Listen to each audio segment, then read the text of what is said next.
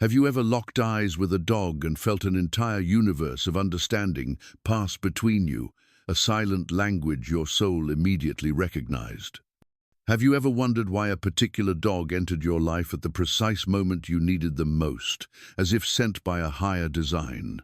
These are not just fleeting feelings or coincidences. They are echoes of a profound spiritual truth, a sacred contract that stretches across time, dimensions, and even the very definition of species. The legendary psychic Edgar Cayce once said, "There is a kind of love that crosses centuries, dimensions, and even species. This isn't just a beautiful sentiment, it is a divine law, a cosmic principle that explains the sacred mission of the canine companions who walk beside us." If you've ever felt this inexplicable bond, if you've ever looked into your dog's eyes and seen an old, wise soul looking back, then you are already tuned into this frequency. Stay with me, because what you are about to hear will not only validate your deepest feelings, but will forever transform how you perceive the furry angel in your life. Be sure to subscribe and turn on notifications, because this journey into the soul of our animal companions is one you won't want to miss. And please, share your own stories of soul-deep connection with your pets in the comments below, perhaps with a 111 or 777 if you feel the resonance, so we can all witness the power of this universal love. These profound questions, which have mystified philosophers and scientists for ages, find their luminous answers not in textbooks, but in the realm of spirit. Why do some dogs appear in our lives with an almost supernatural sense of timing, arriving precisely when our hearts are most in need of healing? What cosmic force drives a creature to offer its absolute loyalty, to sacrifice its own safety for a human it may have only known for a few short months? These are not questions of instinct alone. They are questions of destiny. Edgar Cayce, America's most documented and revered psychic, offered explanations that journey far beyond the limits of conventional thinking, explanations that few have dared to consider. Through his thousands of documented trance readings, he unveiled a reality where the presence of a dog in your life is anything but a random act of chance. Instead, he revealed it as a purposeful spiritual arrangement, a sacred agreement, a soul contract that may have been thousands of years in the making. What if your dog's presence isn't just about companionship, but about the fulfillment of a divine mission tailored specifically for your soul's awakening? Picture this: a modest home in Virginia Beach. The year is 1931. A man, unassuming in his daily life, lies on a simple couch, his eyes closed, his consciousness seemingly adrift between worlds. This is Edgar Cayce, the sleeping prophet, in the midst of delivering one of his more than 14,000 documented readings. In this unique trance state, a state that baffled medical professionals and scientists of his time, Cayce could access a universal stream of knowledge, the Akashic records, where the history of every soul is recorded. On one particular day, a woman has written to him, her heart filled with a puzzling question about the unusual and intense connection she feels with her German shepherd. As the stenographer takes notes, Cayce's voice, deeper and more resonant than his waking speech, responds from the ether. He reveals a truth that shatters our ordinary perception of reality. The entity, the soul now manifesting as her canine companion, has traveled with her soul across many, many lifetimes. It is not just a pet, it is a guardian, a protector, and a teacher. Its lessons, however, are not delivered through spoken words, which are so often limited and misunderstood. No, its teachings come through a far more powerful and universal language, the unwavering, undeniable frequency of unconditional devotion and love. This understanding of a deeper spiritual reality for animals is not new. The ancient Egyptians, a civilization deeply attuned to the unseen worlds, understood something about our animal companions that modern society has largely forgotten. In the grand temples of Anubis, the jackal-headed god who guided souls through the afterlife, canines were revered. Edgar Cayce, in his readings, revealed that he himself had served as a priest in one of these very temples in a previous incarnation. He explained that in that ancient time and place, canines were not viewed as mere pets to be owned, but as divine messengers, sacred beings with a natural and direct access to the spiritual dimensions that humans could only hope to glimpse through intense ritual prayer and meditation. Why is this so? Cayce explained that the veil between the physical and spiritual worlds is thinner for those beings who have not constructed the heavy mental and emotional barriers that humans maintain. We, as humans, build walls of ego, doubt, fear, and intellectual complexity. Animals, in their purity, do not. When your dog looks at you, it sees beyond your physical form, beyond your social mask, beyond the temporary identity you present to the world. It perceives the luminous energy that constitutes your true essence. It sees your soul. What might change in your relationship with your dog if you fully embrace the possibility that it perceives aspects of your being that are invisible, perhaps even to yourself? Think about it. Those moments when your dog seems to anticipate your emotional needs before you've even consciously registered them yourself, are they merely a coincidence, a lucky guess?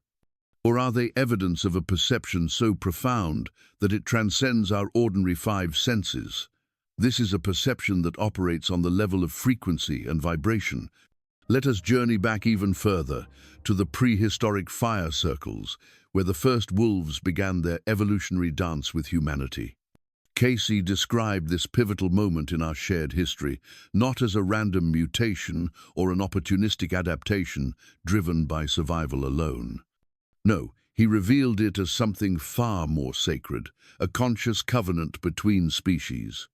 In reading 5897-4, he stated that the beings that would eventually become our beloved canine companions chose this path, this incredible journey of domestication, as a dedicated form of service. Their evolution has been guided not merely by physical adaptation to a new environment, but by a profound spiritual purpose, to help human souls remember the sacred connections they have severed in their long and often painful pursuit of individuation and self-awareness. This perspective challenges both the religious traditions that often place animals in a separate, lesser category than humans, and the rigid scientific paradigms that reduce animal consciousness to mere instinctual programming. Cayce suggested instead that different species represent different, equally valid expressions of the same universal consciousness, each with unique gifts and purposes within the greater cosmic design.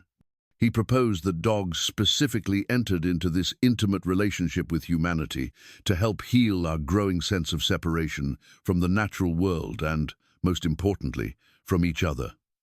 In numerous readings, he described what can only be called soul contracts between humans and the animals in their live-sacred agreements made in non-physical dimensions to meet in earthly life for the explicit purposes of mutual growth, learning, and healing. The creature now appearing as your companion, as he told one woman about her unusually intuitive collie, has journeyed with your soul across the centuries. He revealed that in one past life, this very same soul entity had protected her in human form when she herself wore the body of a child during perilous times. The roles may change, but the soul recognition, that deep, undeniable feeling of connection, remains constant. Indeed, this concept of interspecies reincarnation and soul partnership appears in spiritual traditions around the world, from Tibetan Buddhism to indigenous shamanic practices.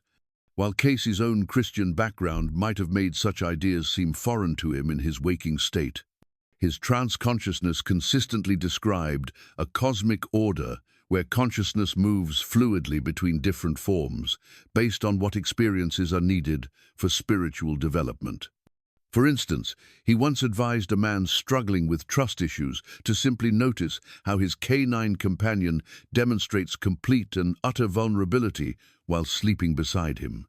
This is not merely instinct, Cayce explained, but a teaching, a living demonstration of the very trust the man had found so difficult to embody in his own human relationships. The lesson comes not through instruction, but through the daily lived demonstration of another, more open way of being. Skeptics, of course, might dismiss such interpretations as mere projection of human qualities onto animals. Yet, recent advances in cognitive science and zoology have revealed a depth of canine emotional and social intelligence that far exceeds previous assumptions. We now know that dogs not only read human facial expressions with remarkable accuracy, but they also demonstrate empathy, moral reasoning, and even a sense of fairness capacities previously thought to be unique to humans. What if these capacities represent not just evolutionary advantages, but are in fact spiritual technologies, specifically developed to help dogs fulfill their sacred mission among humans? Journey with me now to a small apartment in New York City, 1937. A woman has written to Cayce about her dog's seemingly inexplicable behavior, how it consistently positions itself between her and her abusive husband, and how it wakes her moments before her increasingly frequent epileptic seizures.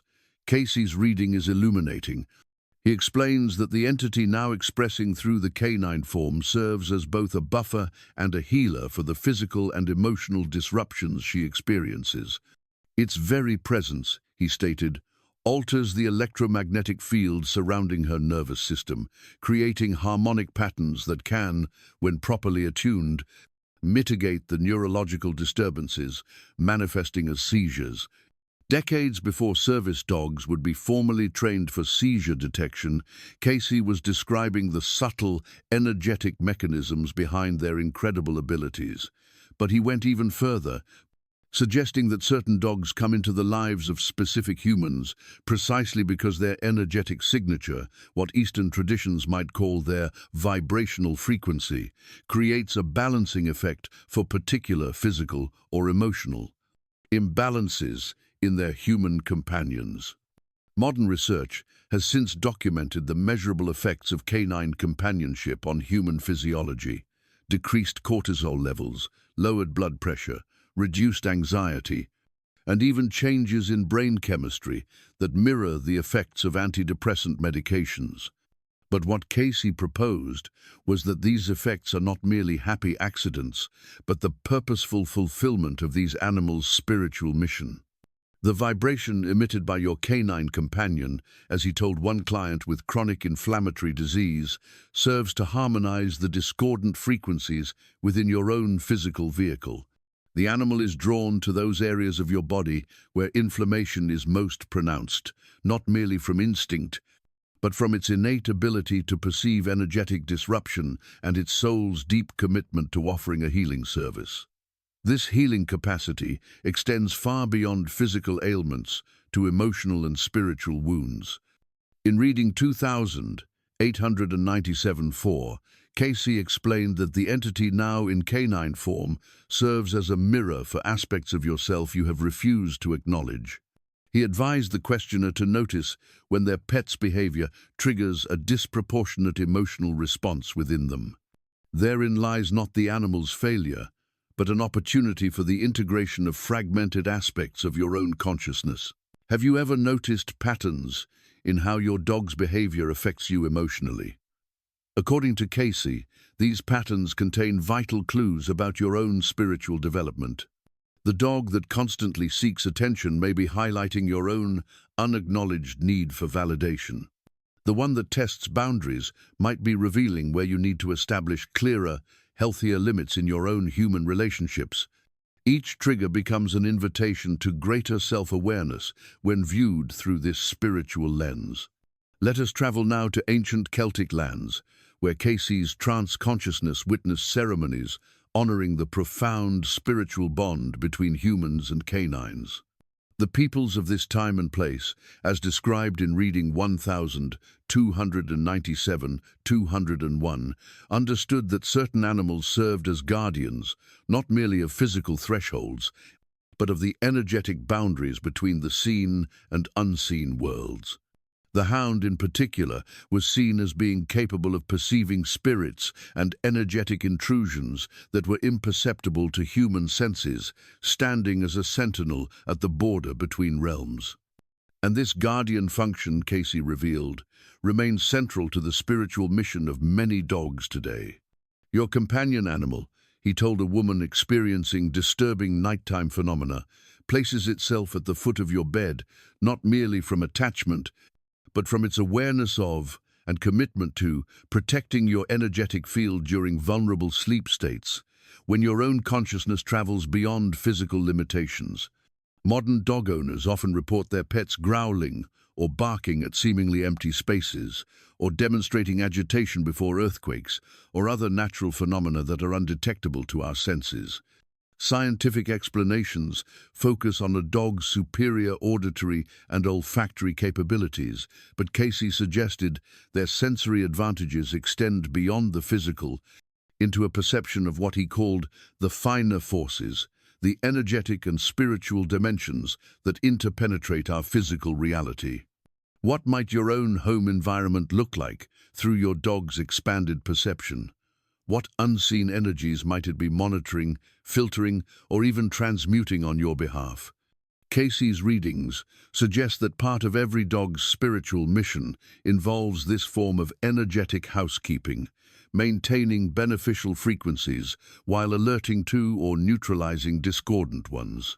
As the world entered the chaos of World War II, Cayce delivered readings that took on an increasing urgency, focusing on the spiritual significance of human-animal relationships in times of greatest darkness. In reading 3741-2, he stated that the creatures that share your earthly journey become most crucial to maintaining your connection with universal harmony. The companion animals, he explained, serve as anchors to love's frequency when human affairs spiral into discord. This anchoring function explains why, throughout human history, people have turned to their animal companions during periods of greatest suffering. From therapy dogs in hospitals to the canine units helping veterans with PTSD, dogs demonstrate a remarkable capacity to reconnect traumatized humans with their emotional lives and with the very possibility of trust. What Cayce added to this understanding was the profound suggestion that dogs consciously choose this healing work as a core part of their own spiritual evolution. The entity now expressing in canine form, he told the mother of a traumatized child who had found unique comfort in their family dog, has chosen a mission of healing for souls that have been fractured by human cruelty. Its current incarnation, therefore, represents advanced spiritual development rather than a lesser status. Through its unconditional acceptance of the child's wounded state, it teaches what human language often cannot convey, that love persists even in the face of immense pain, and that healing is always possible. This perspective powerfully inverts the conventional hierarchies that place humans above animals on an evolutionary or spiritual scale.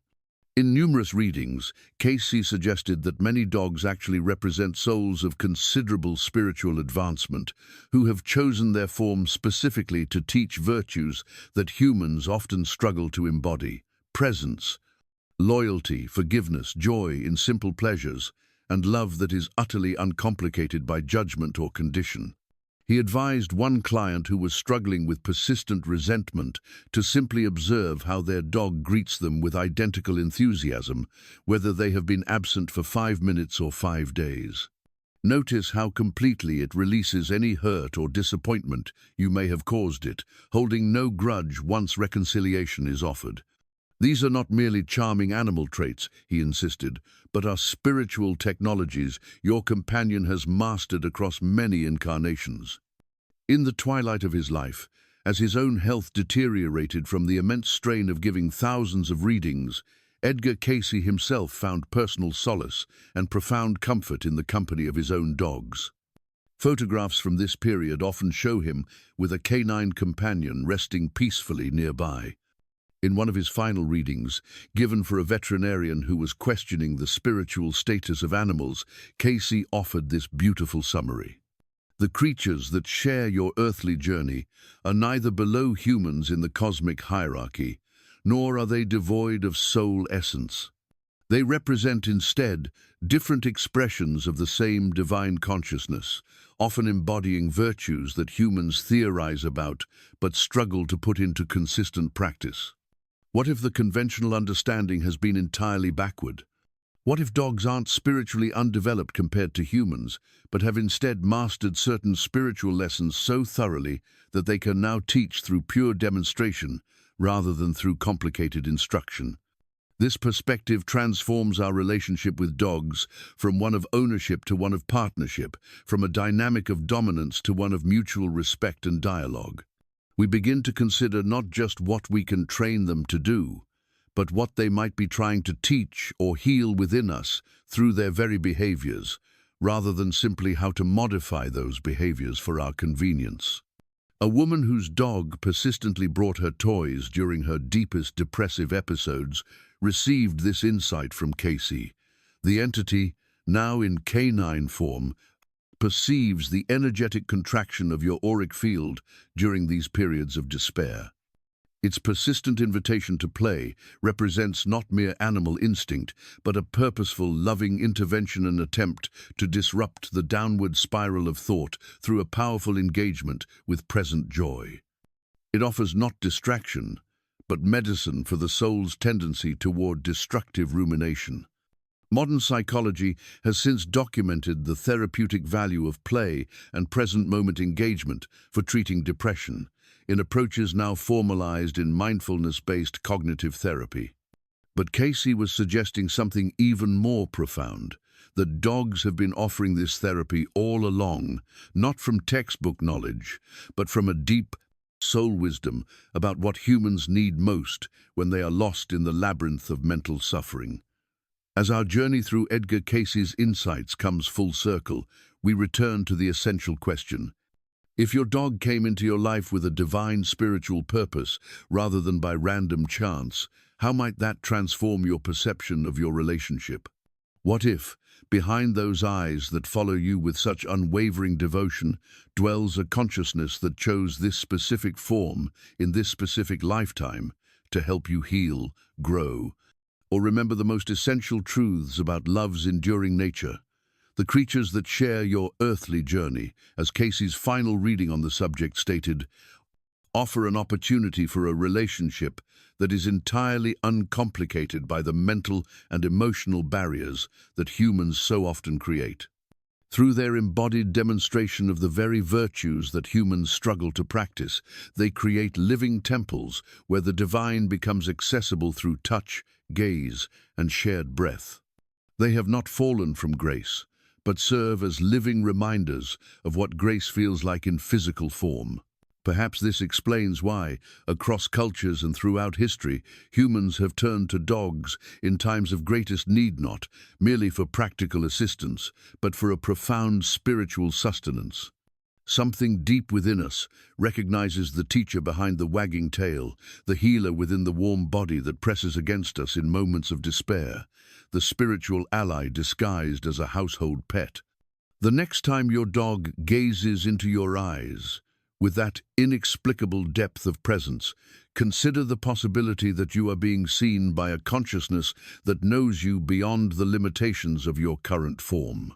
The next time it demonstrates forgiveness after your impatience, or joy despite your circumstances, or loyalty without condition, recognize that you are being offered a living demonstration of spiritual principles more powerful than any theological text.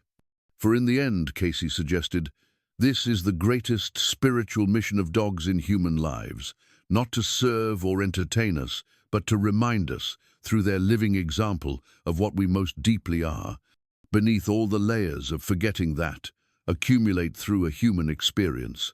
In their eyes, we glimpse a recognition of our own essential nature. In their love, we remember love's true nature, beyond transaction or condition. In their presence, we rediscover what it means to be simply, fully present. And perhaps, when we can finally receive this teaching with gratitude rather than condescension, we will truly understand that the dog who came into our life did so not by random chance, but by a sacred arrangement, a soul commitment to help us remember what we knew long before words complicated truth, and before separation became our primary experience of existence. In that remembering lies healing, not just for individual souls, but for the fractured relationship between humanity and the living world that sustains us all.